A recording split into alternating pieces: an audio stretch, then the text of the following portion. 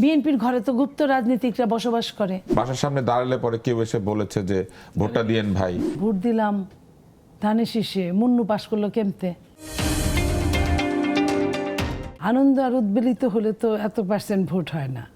Vote হওয়ার কথা 97%, 98%। ওর দাদু, আমার বাবা, এই টাইপের মানুষরা শুধু যেতে পারবে না চাইলেই, কিন্তু আর সবাই তো যেতে পারবে।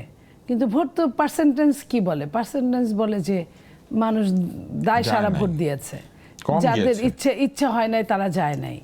তো এই যে যারা ইচ্ছে হয় নাই তারা যায় নাই, আপনি যে কথাটা বললেন, এখানে কি করা নিয়ে উচিত যাওয়ার ছিল? জন্য খুব একটা চেষ্টাও ছিল না। চেষ্টাও ছিল না। আমি বলি এর আগে যত ভোট হয়েছে, এমনকি যে আমি ডামি নির্বাচন, তার আগে নির্বাচন, আওয়ামী লীগ জানে যে তার আগেই নির্বাচন ঠিক করে রেখেছে, তারপর আমার বাড়িতে এসেছে। বাসার সামনে দাঁড়ালে পরে কেউ এসে বলেছে যে ভোটটা দিয়েন ভাই, মানে কেউ নাই তাতে কি হয়েছে, তবু আপনি আইসেন। এবার কিন্তু আমাকে কেউ বলে নাই। আজকে যখন আমি ভোট কেন্দ্রে যাই, তখন কিছু রাজনৈতিক দলের কর্মী আমাকে বলেছেন যে ভাই, আমরা কিন্তু বলছিলাম যে আপনার কাছে যাইতে, বলছে আচ্ছা যাবে, কিন্তু পরে মনে আপনার কাছে কেউ যায় নাই। শুধু আমার কাছে যায় নাই ব্যাপারটা কিন্তু তা না, আমার কাছে যাওয়া বড় কথা না, কিন্তু আমাদের এলাকায় অধিকাংশ বাড়ি ঘরে কোনো তারা যান নাই। কিন্তু একটি দলের যারা লোক তারা বারবার করে গিয়েছে। না, তারা মসজিদে জুমার নামাজের সময় আমাকে কিন্তু বলেছে ভোটের কথা। তারা কিন্তু আমার সাথে যখন দেখা হয়েছে ভোটের কথা বলেছে। ভদ্রমহিলা এসে বলছেন, গরিব অশিক্ষিত মহিলা, আমার হাজবেন্ডকে বলছে, ও বা ভোট দিলাম ধানের শীষে, মুন্নু পাশ করলো কেমতে। আমি প্রথমে কেমতেটা বুঝি নাই, মাত্রই বিয়ে হয়েছে তো। তারপরে বুঝলাম যে কেমনে রে কেমতে বলে।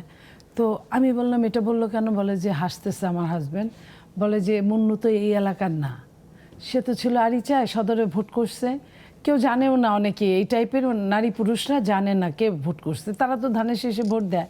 তো এইটাই মনে করেছিল বিএনপি যে আমাদের মানে দায় তাদের, যারা ভোট দিবে, দায় আমাদের না। এরা কি করতো? ওই রাস্তাঘাটে মিছিল করতো, ওই হুন্ডা মহারা করতো রাস্তা দিয়ে। মানিকগঞ্জে যেমন ধরেন ভোট হইলে আপনার কোনো বাড়িতে যেত না, একদম যত অলিগলি আইল বলে না, আইলের ভিতর দিয়ে তো হুন্ডা যায় চিকন রাস্তা দিয়ে, ওই 150 এরকম ধানের শীষ নিয়ে বাঁশি দিয়ে হুইসেল দিয়ে দিয়ে যাইতো, তার মানে ধানের শীষ, ঠিক আছে? তো এই অবস্থা করে করতো। এখন ওই জায়গায় যারা প্রতিদ্বন্দ্বীরা, তারা তো 10 বার করে ঘরে গেছে, শুধু গিয়ে ক্ষান্ত হয় নাই, মেয়ের বাচ্চার মাথায় হাত দিয়ে, ছেলে বাচ্চার মাথায় হাত দিয়ে বলছে ভোটটা কিন্তু দিবেন। তাহলে আপনি কথা দিচ্ছেন, যেহেতু আপনার বাচ্চা আছে, এই যে মাথায় হাত দিয়ে বলছেন, কিন্তু কোরআন শরীফে হাত দিয়ে বলেছে, আপনার বিকাশ নাম্বার নিয়েছে, আপনার ফোন নাম্বার নিয়েছে, এনআইডি নাম্বার নিয়েছে। এই যে নিয়েছে, এরপরে হলো গিয়া নারীদের যেটা তালিম বলে, তালিম, এটা তো ধরেন তাদের একটা প্রক্রিয়া না, তালিমের আমরা তো জানতামই না যে তালিমটা যে জামাতের করা। এটাই আমাদের সমস্ত বাংলাদেশের নারীরা জানতো না। নারীরা বসে বসে বাসায় কি করে, বিকালে একটু ঘুম দেয়, তো তখন বলে আপনার মা, আমার মারা বলে সামনে নাকি তালিম আছে, চলো একটু মরতে তো হবেই, একটু শুনে আসি।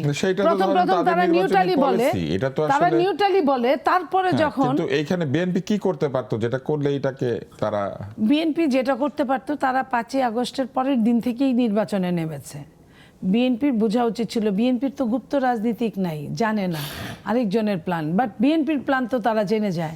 বিএনপির ঘরে তো গুপ্ত রাজনীতিকরা বসবাস করে, ঘুমায়, খায়, এবং তাদের পাওয়ার আমাদের চেয়ে অনেক বেশি।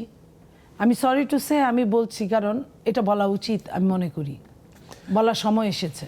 ধন্যবাদ মনি। আর একটু বলবেন, আর আমাদের বিরতিতে যেতে হবে, বলতে পারেন না। এই যে মনে করেন যে এই যে খায় দায় গুপ্ত রাজনীতির সুবিধা অসুবিধা আছে, তারা যে পর্যন্ত নিজে স্বীকার না করবে ততক্ষণ পর্যন্ত আপনি সন্দেহ করতে পারেন, কিন্তু আপনি বলতে গেলে আপনি না ধার্মিকভাবে আপনি গেইন করবেন, না মানবিকভাবে গেইন করবেন। 10 জন আপনার পক্ষে থাকবে, 5 জন কিন্তু বলবে ছি তুমি এই কথাটা বলতে পারলো, তার মতো একটা ভালো মানুষ। তাহলে নাটক কম করো পিও, এটা সফল হলো না, হলো না, নাটক চলছে, ওই যে চলিতেছে সার্কাস।